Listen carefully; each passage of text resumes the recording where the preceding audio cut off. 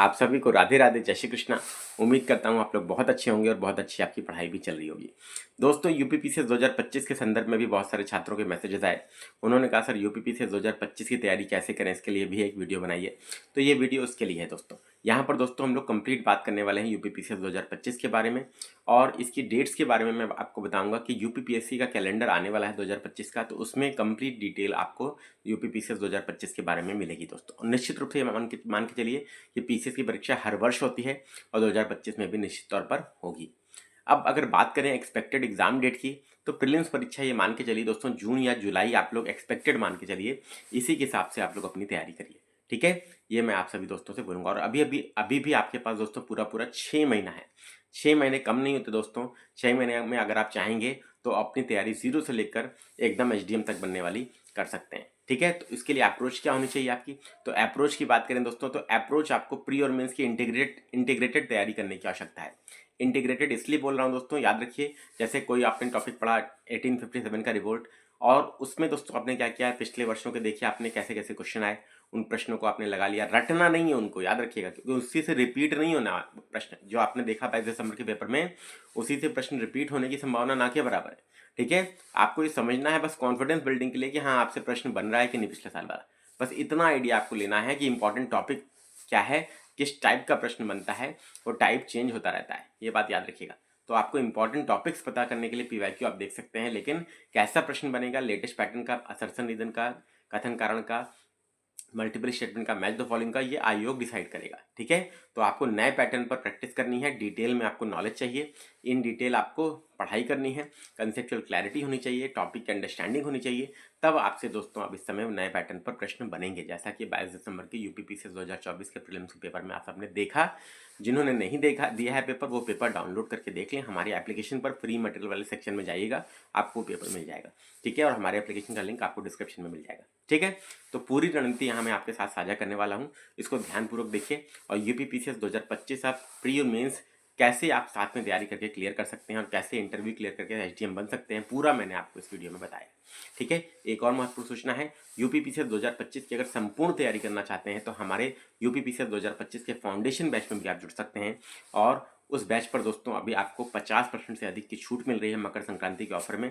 Plus आप याद रखिएगा दोस्तों, उस फ्री आंसर राइटिंग बैच भी आपको प्रोवाइड किया जा रहा है। ठीक है, देर नहीं करिए, इस ऑफर का लाभ लीजिए। और कैसे तैयारी करनी है डिटेल में पूरा मैं आपको आगे बता रहा हूँ, उसको ध्यानपूर्वक देखिए। बहुत अच्छे से मैंने समझाया है कि कोई बच्चा जीरो से भी पढ़ के आराम से एचडीएम बन सकता है। वीडियो पसंद आए तो लाइक कीजिएगा, शेयर कीजिएगा, चैनल पर नए हैं तो सब्सक्राइब कीजिएगा। मिलते हैं नेक्स्ट वीडियो में।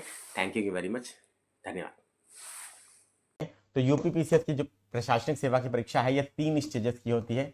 3 स्टेजेस इसमें होती हैं। कौन कौन सी 3 स्टेजेस दोस्तों? तो आपके सामने यहाँ पर है 3 स्टेजेस। सबसे पहले स्टेज है आपकी प्री की है, फिर मेंस की है, और फिर आपकी इंटरव्यू की है। ठीक है, ध्यान रखिएगा। प्रीलिम्स में आपके 2 पेपर्स होते हैं, जीएस और सीसैट। तो जीएस का पेपर में 150 क्वेश्चन आता है और सीसैट में आपका 100 क्वेश्चन आता है। सीसैट आपका क्वालिफाइंग होता है, अर्थात पास करना होता है। लेकिन इस बार भी दोस्तों सीसैट ने बहुत लोगों की क्या है एक्सपेक्टेशन या उम्मीदों पर पानी फेर दिया, क्योंकि सीसैट ही नहीं क्लियर हो पाया। ठीक है, पहले तो सीसैट की बात ही नहीं हो रही थी। ठीक, इससे कट ऑफ आपका कम हो सकता है। आप जीएस के पेपर में कितना स्कोर करें तो वो कोई नहीं कह सकता दोस्तों क्या कट ऑफ जाएगी, क्योंकि जैसा पेपर इस बार का आ गया, हर बार 90 प्लस कट ऑफ रहती थी या 85 प्लस रहती थी। इस बार ये मान के चलिए कट ऑफ धड़ाम से 75 के आसपास होने की संभावना है। एक्चुअल तो आयोग ही बताएगा, लेकिन 75 प्लस जिनके आ रहे हैं वो 2024 मेंस की तैयारी करें दोस्तों, क्योंकि 1000 के आसपास सीटें हैं, बहुत अच्छा अवसर है। और मेंस की तैयारी करने के लिए भी प्योरली दोस्तों याद रखिएगा, संकल्प बैच हमारे एप्लीकेशन पर लग गया है, वो आप सब लोग ज्वाइन कर सकते हैं। ठीक, चलिए अब दोस्तों यहां पर मेंस की बात करें तो 6 जीएस के पेपर आपके होते हैं। एक ऐसे का पेपर होता है और एक हिंदी का पेपर होता है। हर पेपर 200 नंबर का, तो 200 गुणे 6 1200, ये 150 और ये 150, तो टोटल कितना मार्क्स हो गया? तो 1500 नंबर का मेंस होता है दोस्तों, और 100 मार्क्स का इंटरव्यू होता है। तो जो मेरिट बनती है दोस्तों, मेरिट आपकी मेंस प्लस इंटरव्यू के मार्क्स जोड़कर बनती है, ये बात ध्यान रखिएगा। ठीक है, मेंस प्लस इंटरव्यू के मार्क्स जोड़कर बनती है, अर्थात 1600 मार्क्स में से आपकी मेरिट बनती है। ठीक है, 1600 मार्क्स से आपकी मेरिट बनती है, इस बात को आपको ध्यान रखना है। ठीक है, सभी लोग। चलिए तो अब स्टार्ट करते हैं हम लोग यहाँ पर आप सभी दोस्तों के लिए। यहाँ पर देखिए सबसे पहले मैंने आपके सामने शो किया है, देखिए चूंकि सीसैट क्वालिफाइंग है उसके बारे में हम लोग सेपरेट वीडियो में बात करेंगे, लेकिन जीएस सबसे मेन है दोस्तों, जिस पेपर ने हैरान परेशान किया छात्रों को इस बार। तो जीएस में दोस्तों प्रीलिम्स की बात करें तो 150 क्वेश्चन आते हैं दोस्तों। तो 150 क्वेश्चन में आपके सब्जेक्ट्स कौन कौन से रहते हैं, तो इतिहास, भूगोल, संविधान, अर्थव्यवस्था, साइंस, पर्यावरण एनवायरमेंट, यूपी स्पेशल और करंट अफेयर। ठीक है, याद रखिएगा दोस्तों करंट अफेयर से लगभग दोस्तों आपके 30 क्वेश्चन आते हैं और 30-35 क्वेश्चन, और लगभग टोटल जीएस से बाकी कितने क्वेश्चन आते हैं, लगभग 120 क्वेश्चन आपको देखने को मिलते हैं। एक अच्छी तैयारी की आपको आवश्यकता है दोस्तों, क्योंकि जो पेपर आपको देखने को मिल रहा है कथन कारण, मल्टीपल स्टेटमेंट, कई कथन वाले और मैच द फॉलोइंग वाले क्वेश्चंस की भरमार, करंट अफेयर में भी और स्टैटिक जीएस में भी। ठीक है, अब आ जाते हैं, चलिए मेंस में देख लेते हैं पहले, फिर हम तैयारी के बारे में बात करेंगे। तो पहले दोस्तों लगभग 115 से 120, यहां बढ़ेगा तो इधर कम भी हो जाएगा, इधर बढ़ जाएगा तो यहां कम भी हो जाएगा। ठीक है, तो टोटल 150 क्वेश्चन। अब यहां पर देखिए मेंस एग्जाम के पैटर्न की बात करें तो मेंस में दोस्तों टोटल आपके जो पेपर होते हैं 8 पेपर होते हैं। ठीक है, 8 पेपर कैसे देखिए, चलिए सबसे पहला पेपर आपके सामने है निबंध का, जिसे ऐसे भी कहते हैं, 150 नंबर का आता है। फिर सामान्य हिंदी का 150 नंबर का। ठीक है, तो निबंध और सामान्य हिंदी आपके सामने। इसके बाद दोस्तों जीएस के 6 पेपर। पहले पेपर में आपका इतिहास, ठीक है, फिर भूगोल, फिर सोसाइटी, समाज, भारतीय समाज। सेकंड पेपर में पॉलिटी, आईआर, अंतरराष्ट्रीय संबंध, गवर्नेंस, प्रशासन और सोशल जस्टिस, सामाजिक न्याय। तीसरे पेपर में इकोनॉमी, विज्ञान प्रौद्योगिकी, इन्वायरमेंट, पर्यावरण, डिजास्टर मैनेजमेंट, आपदा प्रबंधन और सिक्योरिटी, आंतरिक सुरक्षा। तो ये आपका जीएस 1, 2 और 3 का पूरा डिटेल्ड सिलेबस है दोस्तों।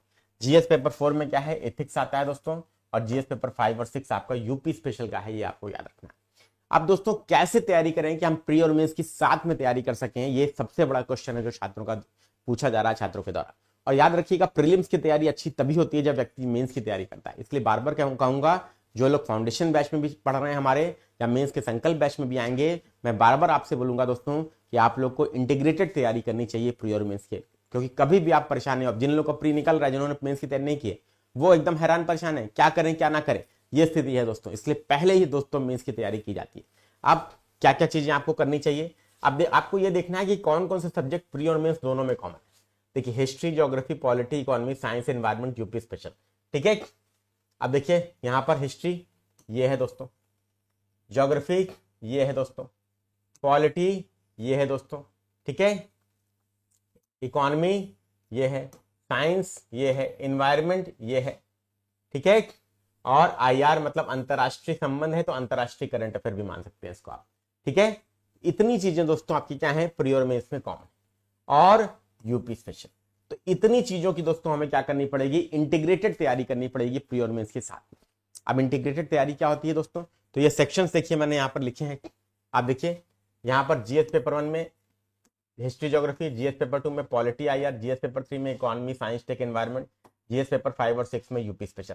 व्हाट टू प्रिपेयर फर्स्ट, पहले क्या पढ़े, तो पहले इनको पढ़ना है दोस्तों जो जीएस पोर्शंस कॉमन है प्री और मेंस दोनों में दोस्तों, इसकी तैयारी पहले करनी है। अब कैसे तैयारी करेंगे, अब जैसे आपने हिस्ट्री में उठाया स्पेक्ट्रम उठाई, स्पेक्ट्रम में 1857 का विद्रोह आपने पढ़ा। अब 1857 का विद्रोह केवल पढ़ नहीं लेना है दोस्तों, पढ़ के फिर यूपीएससी के 5 वर्षों के पीवाईक्यू उठाए, क्वेश्चंस लगा लिए प्रीलिम्स के, यूपीएससी के क्वेश्चन ध्यान दीजिएगा, क्योंकि अब पैटर्न यूपीएससी पे चला जा चुका है दोस्तों। अब यूपीपीएससी के क्वेश्चंस रटने का कोई फायदा नहीं, यूपीएससी के कंसेप्चुअल होते हैं, उसको क्या करना है, एनालाइज करना है, एनालिसिस करना है उसका, कितने आपसे बन रहे हैं, टॉपिक पढ़ने के बाद आपका कमांड हुआ कि नहीं हुआ, उससे जज करना है। ठीक है, ये ध्यान रखिएगा। उसके बाद 1857 के विद्रोह पर जितने क्वेश्चंस आए हैं पिछले 5 वर्षों में यूपीपीएससी में मेंस के, उनको एक जगह नोट कीजिए और उसकी आंसर राइटिंग करके 200 शब्दों में 1857 के विद्रोह की एक शॉर्ट नोट बना के रेडी कर लीजिए। सब लोगों को ये काम करना है दोस्तों, ये बात निश्चित रूप से दिमाग में बैठा लीजिए। ठीक, इसके बाद आपको क्या करना है, इसके बाद ये सारी चीजें आपको हिस्ट्री, आपने मॉडर्न हिस्ट्री कंप्लीट की, फिर एंशिएंट, फिर मेडिवल, फिर ज्योग्राफी, फिर आपकी पॉलिटी, फिर economy, science, environment, UP special, सब में आपको यही पैटर्न फॉलो करना है दोस्तों। ठीक है, ये ध्यान रखिएगा। अब दोस्तों सबसे इंपॉर्टेंट बात यह है कि आपके रिसोर्सेस क्या क्या होंगे, कैसे कैसे आपको रिसोर्स रखने हैं या क्या क्या रिसोर्स आपको रखने हैं।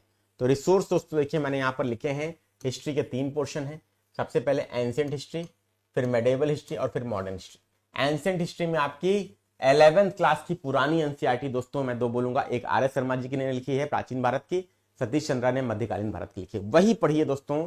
यही मैं बार बार आप छात्रों को बोलता हूं। और आर एस शर्मा और सतीश चंद्रा, आर एस शर्मा और सतीश चंद्रा इसलिए बोल रहा हूं, इस वीडियो को पूरा देख लीजिएगा। लेकिन बहुत सारे लोग ऐसे होंगे जो नहीं देखेंगे, उसके बाद कमेंट बॉक्स में पूछेंगे सर एनसीईआरटी के लिए कौन सी बुक है, मेडिकल के लिए कौन सी बुक है। पूरा पढ़िए, ठीक, पुरानी एनसीईआरटी है, पढ़िए।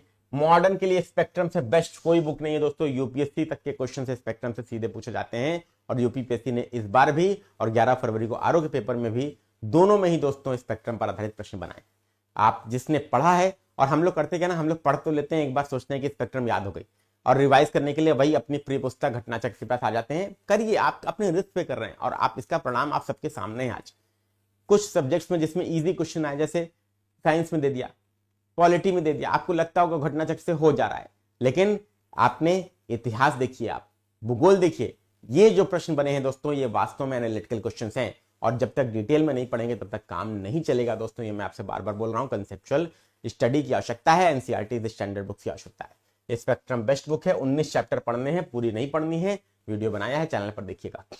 इसके बाद ज्योग्राफी क्लास 6 से लेकर क्लास 12 तक की नई एनसीईआरटी दोस्तों पढ़िए, मैं आप सबसे बोलूंगा। और जिन्होंने पहले की पढ़ी है 11 12 की भी पढ़ेंगे, चल जाएगा, लेकिन 6 से 12 की पढ़ डालिए, जिसमें क्लास 7 की तो इन्वायरमेंट की ही एनसीईआरटी है, ठीक है, और पढ़ लीजिए, वो आपकी निश्चित रूप से आपको फायदा देगी, नुकसान नहीं करेगी, ये भी मैं आपसे बोलूँ, ठीक है। चलिए, इसके बाद इकोनॉमी की बात करें तो क्लास 11th और 12th की 2 किताबें आपको पढ़नी है। 12th में 2 किताबें हैं, लेकिन एक ही पढ़नी है, माइक्रो और मैक्रो। मैक्रो सिलेबस में है, माइक्रो नहीं है, ठीक है। तो एनसीईआरटी 11th और 12th एक बार पढ़ लीजिए, कंसेप्चुअल क्लैरिटी आपको हो जाएगी। जो कंसेप्ट बेस्ड क्वेश्चन आपके पूछे जाएंगे वो आपसे यहीं से आएंगे दोस्तों, ठीक है। इसके बाद साइंस में क्लास 6 से लेकर क्लास 10 की नई एनसीईआरटी, और इन्वायरमेंट की एनसीईआरटी दोस्तों ज्योग्राफी की ही क्लास 7 की एनसीईआरटी है।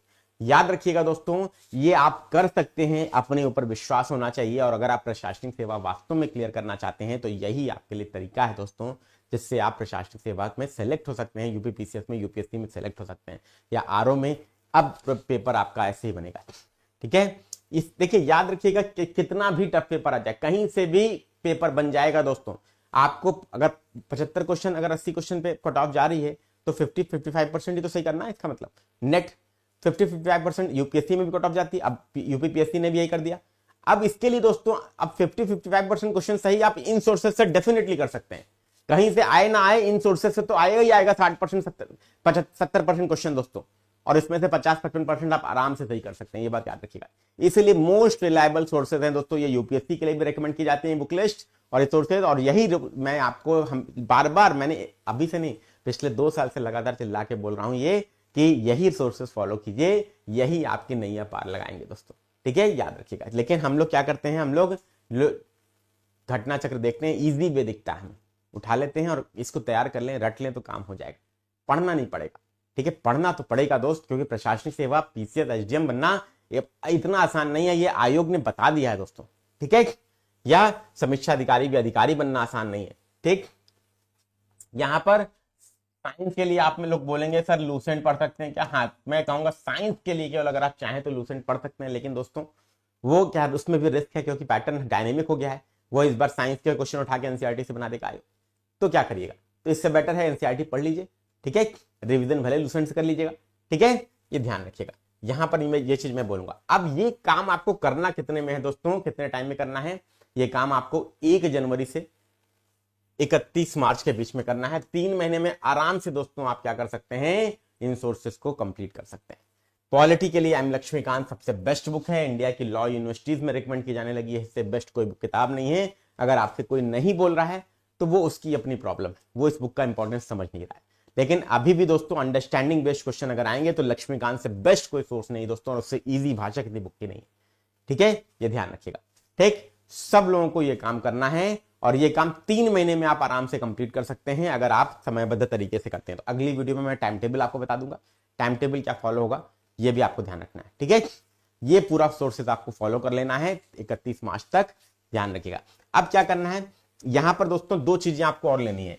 यूपीएससी के प्रीवियस ईयर क्वेश्चंस आपको लगाने हैं। जैसे आपने स्पेक्ट्रम उठाई, स्पेक्ट्रम पहले कर रहे हैं, 1857 का विद्रोह किया, उसके 5 वर्षों के यूपीएससी के क्वेश्चंस लगा डाले, देखिए कितने बन रहे हैं, कितने नहीं बन रहे हैं, क्या नहीं बन रहे हैं, तो उसको उस टॉपिक को दोबारा से 1857 के विद्रोह को दोबारा से एक बार पढ़ लिया, जिससे सारे प्रश्न बन जाए, और मार्क कर लिया उसमें इंपॉर्टेंट चीजें, ठीक है, और नोट्स बना लिया। ये काम करना है दोस्तों, क्योंकि बिना इसके काम नहीं चलेगा आप। और 1857 के विद्रोह के कारण क्या थे, उसका प्रभाव क्या है, क्यों असफल रहा, इसकी समीक्षा कीजिए, आलोचनात्मक विवरण दीजिए, ठीक है, समीक्षा कीजिए, व्याख्या कीजिए। ये सारी चीजें दोस्तों आपसे पूछी जाती हैं, तो उसको 200 शब्दों में 1857 का विद्रोह का शॉर्ट नोट्स बना लिया, जिसमें सारे पॉइंट्स कवर हो गए, जो आपके मेंस के लिए काम करेगा, ठीक है। याद रखिए, ये 3 महीना आपका जीवन का सबसे बेस्ट 3 महीना होगा दोस्तों, ये बात याद रखिएगा। यहां पर आप एक ऐसी नींव तैयार कर देंगे, जब कैसा भी प्रीलिम्स आए, फिर कैसा भी मेंस आए, आपका वो निकलेगा, ठीक। ये ध्यान रखिएगा। यही सेम चीज आपको लक्ष्मीकांत में भी करनी है, यही ज्योग्राफी के एनसीईआरटी में भी, इकोनॉमी, साइंस, एनसीईआरटी और मेडिकल में भी आपको यही चीज करनी है, ठीक है। और आंसर राइटिंग शॉर्ट नोट्स करते हुए चलिए, शॉर्ट नोट्स अभी करते हुए चलिए। आंसर राइटिंग अभी देखिए, अभी याद रखिएगा, आंसर राइटिंग जिनका थोड़ा बहुत तैयारी है वो कर सकते हैं, जिनका नहीं तैयारी है वो पहले 3 महीने ये काम कर लें, फिर आंसर राइटिंग स्टार्ट करें, ठीक है। आंसर राइटिंग करनी है, लेकिन आफ्टर 31 मार्च, जैसा मैंने आपको बताया, 31 मार्च के बाद, ठीक है, जैसा कि मैंने आपको बताया 31 मार्च तक पहले एक बार कंप्लीट कर लीजिए। या जो जैसे आपने स्पेक्ट्रम लक्ष्मीकांत कंप्लीट कर लिया, तो पॉलिटी और मॉडर्न हिस्ट्री की आप आंसर राइटिंग करिए। आंसर राइटिंग दिन में एक क्वेश्चन लिखिए। जब पॉलिटी, स्पेक्ट्रम और मॉडर्न हिस्ट्री की, स्पेक्ट्रम और लक्ष्मीकांत पॉलिटी कंप्लीट कर लीजिए, तो पॉलिटी के, मॉडर्न हिस्ट्री के क्वेश्चन डेली एक क्वेश्चन राइट डाउन करिए, प्रैक्टिस करिए। समय फिक्स कर लिए, 7.5 मिनट 8 मिनट में 200 शब्द लिखने का प्रयास कीजिए, ठीक, ये कर सकते हैं। लेकिन अभी पहले फाउंडेशन बनाइए, फाउंडेशन का यही मतलब होता है, ठीक है, क्लियर। अब दोस्तों ये काम आप लोगों को करना है। इसके बाद दोस्तों क्या होगा, पहला रिवीजन हम लोग करेंगे 1 अप्रैल से लेकर 31 मई तक, दूसरा रिवीजन हम लोग करेंगे 1 जून से लेकर 30 जुलाई तक, ठीक है, सॉरी 1 जून से लेकर 30 जून है दोस्तों, ये 1 जून से लेकर 30 जून है। हम यहां पर ये मान के चल रहे हैं कि पेपर आपका जुलाई में होगा, ये हम मान के चल रहे हैं दोस्तों, ठीक है। अगर जून में हो जाता है, जून लास्ट में, तो भी कोई दिक्कत नहीं, हमारा ये 1 महीने के बजाय 25 दिन हो जाएगा, ठीक है, कोई दिक्कत नहीं, ठीक है, क्योंकि डेट अभी हमें पता नहीं है, इसलिए ये मैं आपको डेट एज्यूम करके चल रहा हूं। अब इसके अलावा दोस्तों 31 मार्च के बाद, 31 मार्च के बाद दोस्तों आपको क्या करना है, जब आप पूरा फाउंडेशन, प्री और मेंस के कॉमन सब्जेक्ट्स को कंप्लीट कर लेंगे, इसके बाद आपको क्या करना है दोस्तों, आपको right 1 essay on every Sunday. Her Sunday दोस्तों आपको एक निबंध की प्रैक्टिस करनी होगी, अभी से करनी है, करनी पड़ेगी दोस्तों। अगर 25 में ही सिलेक्शन लेना है तो, औरों से अलग करना पड़ेगा सिलेक्शन लेना है तो, याद रखिएगा, ठीक है सभी लोग। हम प्रीलिम्स को मान के चल रहे हैं कि जुलाई में आपका होगा। इसके बाद दोस्तों कुछ सेक्शंस बचे, जैसे हिंदी का पेपर बचा, इथिक्स का जीएस पेपर 4 का पोर्शन बचा, जीएस पेपर 1 में सोसाइटी, जीएस पेपर 2 में governance, social justice, GS paper 3 में डिजास्टर मैनेजमेंट, सिक्योरिटी। इन पोर्शंस को आप प्री के बाद कब करेंगे, अगस्त से लेकर अक्टूबर के बीच में कंप्लीट कर लेंगे। छोटे छोटे टॉपिक्स हैं, एथिक्स 15 दिन में हो जाता है, ठीक है, बहुत आराम से कंप्लीट हो जाता है, ठीक। तो ये पैटर्न और टाइम टेबल आप लोग फॉलो कीजिए, और निश्चित रूप से दोस्तों एसडीएम बनने का 2025 में फॉर्मूला है ये, जिसने फॉलो कर लिया, जिसने साहस दिखा लिया, वो निश्चित रूप से अधिकारी बनेगा। और अब आसान कतई नहीं रहेगा, याद रखिएगा पेपर, चाहे वो आरओ हो, पीसीएस हो, डिटेल में पढ़ना पड़ेगा दोस्तों। स्टैंडर्ड बुक्स एनसीईआरटी पढ़िए, अंत समय तक उसी पर रिलाई कीजिए, उसी को 3 से 4 बार रिवीजन करने का टारगेट रखिए, शॉर्ट नोट्स बनाइए, मैंने जो तरीका बताया उसको करिए, निश्चित रूप से सिलेक्शन होगा, कोई ताकत नहीं रोक पाएगी दोस्तों, ये मैं आपसे कह सकता हूं, ठीक है। और अपने ऊपर विश्वास है और प्रभु की इच्छा है तो निश्चित रूप से दुनिया का कोई भी एम हम लोग अचीव कर सकते हैं, ठीक है, ध्यान रखिएगा, क्लियर। अब ये पूरा चीज दोस्तों हम अपने फाउंडेशन बैच में आपको दे रहे हैं। ये फाउंडेशन बैच हमारी स्टार्ट हो रही कब, 2 जनवरी 2025 से, 2 जनवरी 2025 से स्टार्ट हो रही है। इसमें एडमिशन स्टार्ट हो चुके हैं, एडमिशन आपके स्टार्ट हो चुके हैं, बच्चे एडमिशन लेना शुरू कर चुके हैं। Only for 100 students, only for 100 students है, ध्यान रखिएगा। 100 बच्चों से ज्यादा की जिम्मेदारी मैं नहीं लेता, क्योंकि उतने को मैं गाइड नहीं कर सकता, ठीक है, याद रखिएगा। आप सब लोग ज्वाइन कर सकते हैं, और आप सब लोग ज्वाइन कीजिए, मैं आप सबसे यही चीज बोलूंगा, ठीक है, सब लोग ज्वाइन कीजिए, मैं आप सबसे यही चीज बोलूंगा दोस्तों, सबको ज्वाइन करना है, और ज्यादा से ज्यादा लोग ज्वाइन कीजिए, और सही दिशा में तैयारी करके अपना सिलेक्शन प्राप्त कीजिए। यही मैं आप सबसे बोलूंगा दोस्तों। और मेंस और इंटरव्यू मिला के 1600 मार्क्स होते हैं। टोटल आपको 850 नंबर प्राप्त करने होते हैं। 850 नंबर आप आराम से प्राप्त कर सकते हैं। कैसे कैसे प्राप्त कर सकते हैं दोस्तों? हर पेपर में दोस्तों कितना लाइए, हर पेपर में 100 मार्क्स। कितना हो गया दोस्तों? तो 100 गुणे 6, 600 इधर से हो गया, ठीक है। इधर 100 ऐसे में, 100 हिंदी में, इधर क्या हो गया 100 + 100 200 हो गया, और 50 इंटरव्यू में, 50 इंटरव्यू में, ठीक है। तो 600 2 800, 850 नंबर आपके आराम से आ सकते हैं। यही हम लोग एम लेकर चल रहे हैं इस फाउंडेशन बैच में अचीव करने का। और 850 नंबर अगर अचीव कर लिया तो 1600 में से 850 नंबर पे एसडीएम पक्का मिल जाएगा दोस्तों। कितनी भी कम सीट हो, कितनी भी ज्यादा हो, उससे कोई फर्क नहीं पड़ता। तो आप सब लोग इसका हिस्सा बनिए। उम्मीद करता हूँ वीडियो पसंद आया होगा। पसंद आया तो लाइक कीजिए, शेयर कीजिए, चैनल पर नए तो सब्सक्राइब कीजिए। आप सभी को राधे राधे, जय श्री कृष्ण।